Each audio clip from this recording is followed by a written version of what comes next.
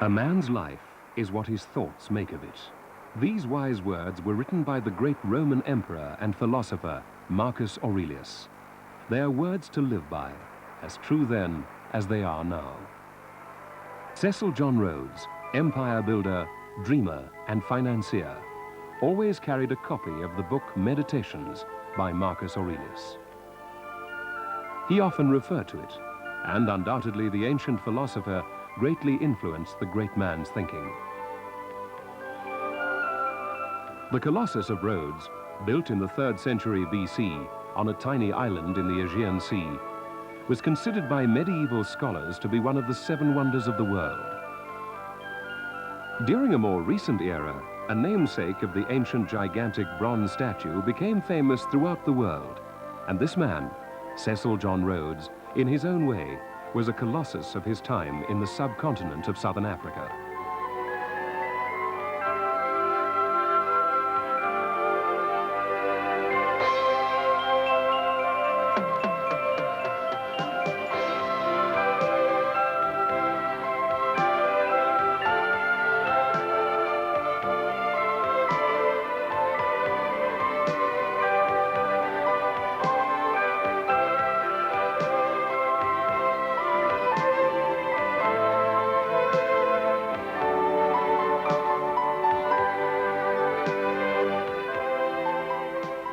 Born on the 5th of July, 1853, at Bishop Stortford in Hertfordshire, England, Cecil John Rhodes was the 5th of 12 children born to his father, the local vicar, and his mother, Louisa. Never a strong boy, he contracted tuberculosis at the age of 16, soon after leaving grammar school. The family doctor urged a change of climate. Young Cecil was sent to South Africa in 1870 to join his brother Herbert, who was growing cotton in Natal's Umkomaas Valley. The manual work on the cotton plantation agreed with him. His physical condition improved greatly. By 1871, he was ready to join brother Herbert at the dry diggings in the Griqualand West diamond rush. At first, he and his brother worked claims at the De Beers mine.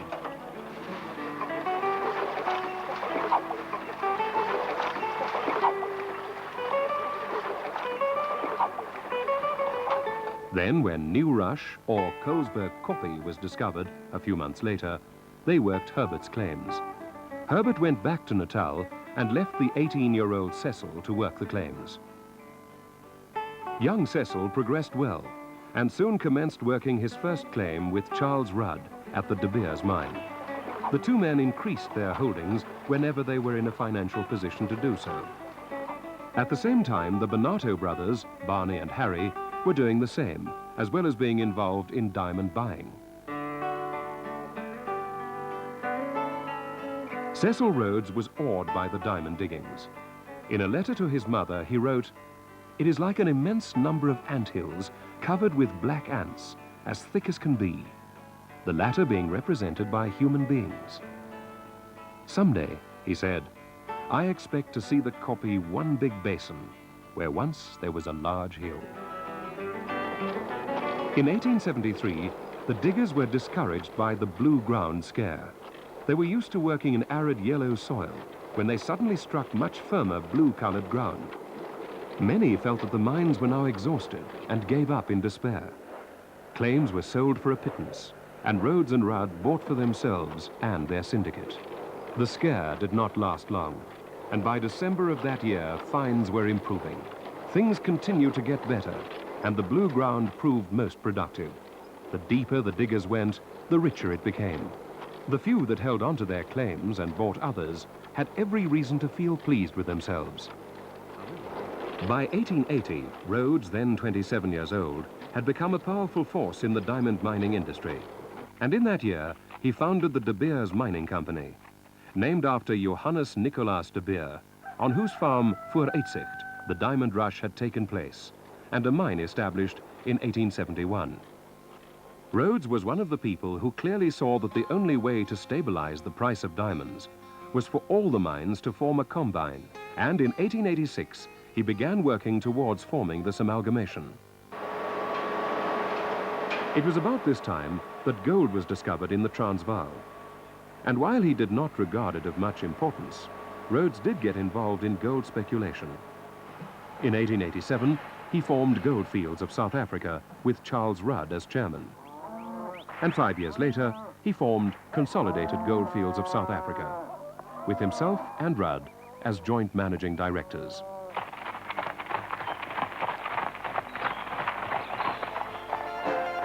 But diamonds remained his preoccupation. And in 1888, after a titanic battle between Rhodes and Bonato, the De Beers Consolidated Mines Limited was established. The Kimberley Central Company and all its assets were bought by De Beers for £5,338,650.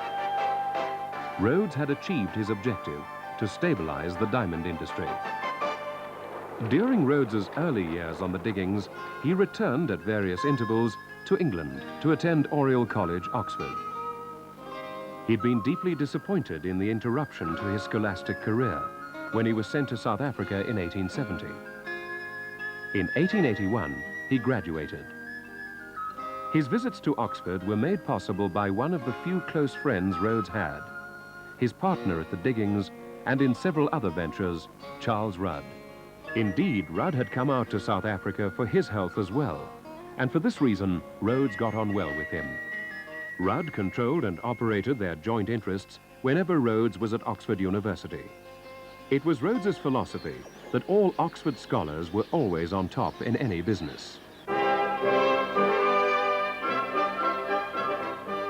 Rhodes entered politics in 1881 after Griqualand West was annexed to the Cape. He was elected as a member of the Cape House of Assembly for Berkeley West, a constituency he represented for many years. In 1890, at the age of 37, Rhodes became the Prime Minister of the Cape Colony. He instigated many progressive undertakings in the territory, such as the construction of the telegraph line from Cape Town to the north, the building of the Cape Railways from Cape Town to the Transvaal, in competition with Paul Kruger's Netherlands South Africa Railway Company line from Lorenzo Marx to the Highveld. While Rhodes was Prime Minister of the Cape Colony, John X. Merriman became his Minister of Agriculture. His government encouraged experiment and enterprise in the burgeoning wine and fruit farming industry. Rhodes, in close association with Harry Pickstone, helped shape the future of the valleys situated in the winter rainfall area of the Cape. Fruit exports to London in refrigerated ships was begun. As the diamond and gold mines went deeper, so the call for dynamite grew. Through Rhodes, De Beers established the dynamite factory at Somerset West in the Cape, in opposition to President Kruger's dynamite factory at Modderfontein in the Transvaal. Rhodes's dream of extending the empire never waned. He obtained a concession from Lobengula and in 1890 financed the pioneer column which marched into Matabeleland under the Union Jack, led by Selous and Johnson. They marched on to Mashonaland. They pitched tents and named the place Fort Salisbury after the British Prime Minister. Rhodes's British South Africa Company was established by royal charter, and in 1895, the amalgamation of Matabeleland and Mashonaland was effected. The newly formed country was called Rhodesia.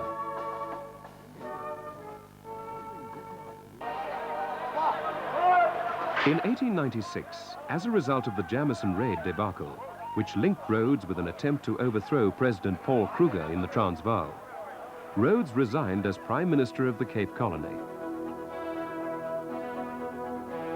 He turned to fruit farming, and in 1897, in partnership with De Beers and Alfred Beit, purchased 14 farms in the Groot-Drakenstein Valley to form Rhodes Fruit Farms. Rhodes and his partners formed a company to direct the farms.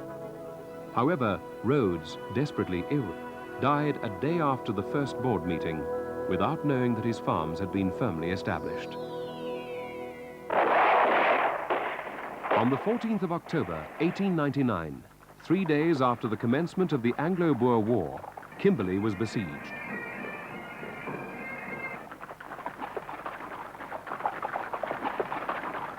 Rhodes had arrived in Kimberley on the 10th of October, 3 days before war was declared. He stayed in the town for the duration of the siege and was the leading light in the civil defense effort, and he organized soup kitchens when the food situation became serious. He allowed the use of De Beers underground mines for the protection from bombing of Kimberley's townsfolk. The De Beers workshops produced Long Cecil, a 28-pounder breech-loading gun to help defend Kimberley. To many people, Rhodes was a hero of the siege. One young woman said, "I really do not know what we should have done without Mr. Rhodes during the siege." The mayor of Kimberley at the time, R.H. Henderson, remarked, "Without his presence, all would not be well."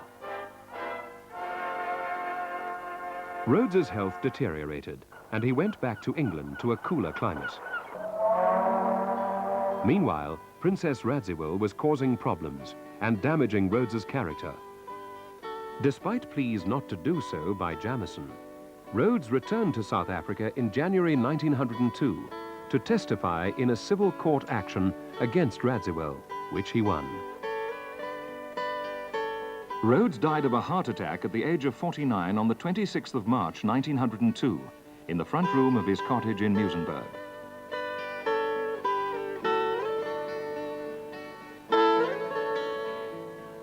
He had arrived in South Africa as a sickly young lad of 17, and within a few short years had achieved wealth and power, and had secured not only South Africa's preeminence in the world diamond business, but his own place of honor in the history of the country. He had played a significant role in the process of changing a poor and backward land into a dynamic and powerful country. Cecil Rhodes prospered in a time when personal acquisition and entrepreneurial enterprise were indistinguishable, but the legacy he left was overwhelming in its generosity to his adopted country. To the people of South Africa, he endowed his magnificent home, Rhodes Trust, designed and built by Sir Herbert Baker.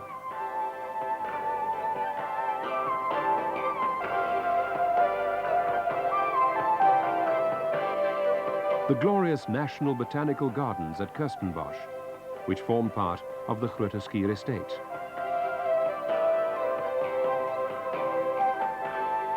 The site for the University of Cape Town, where the first stone was laid in 1925 by the Prince of Wales. Among his many bequests, he bestowed the renowned Rhodes Scholarship, which is awarded annually on merit to British Commonwealth, American, German, and South African students to study at Oxford University. Cecil John Rhodes chose to be buried facing north at World's View in the Matopas, the granite hills south of Bulawayo. The fact that he was a man of great vision was once again underlined when he uttered his now legendary last words from his deathbed. So much to do, so little done.